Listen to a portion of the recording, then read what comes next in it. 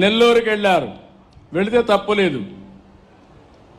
ఒక గౌరవప్రదమైనటువంటి ప్రశాంత్ రెడ్డి, ప్రభాకర్ రెడ్డి గారి సతీమణి, ఎమ్మెల్యే, ఆవిడ క్యారెక్టర్ను గురించి ఇష్టానుసారంగా నోరు బారేసుకున్న వ్యక్తిని మందలించాల్సింది పోయి నేరుగా అక్కడికి వెళ్ళి ఆయన ఇంకా రెచ్చగొట్టు, నువ్వు తిట్టు, ఆడవాళ్లపైన ఆంబోతుగా మాట్లాడు, నేనున్నానని చెప్పే ధైర్యం వచ్చిందంటే ఈ ఆడబిడ్డలను అడుగుతున్నా, ఇలాంటి దుర్మార్గులు రాజకీయాల్లో ఉండాలనా అని మిమ్మల్ని అడుగుతున్నా. ఆడబిడ్డలందరినీ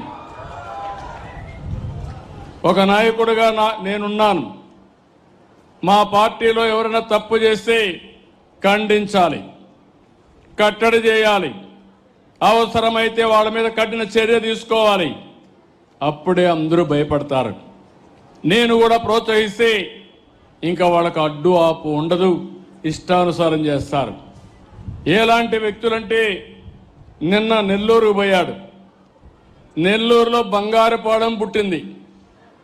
చిత్తూరు జిల్లాలో బంగారుపాలెం ఉంటుంది.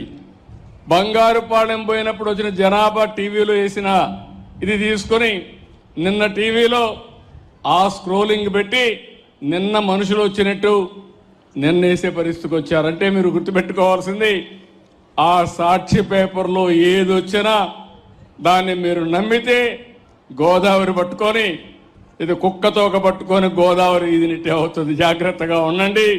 మభ్య పెడతారు, మోసం చేస్తారు మిమ్మల్ని.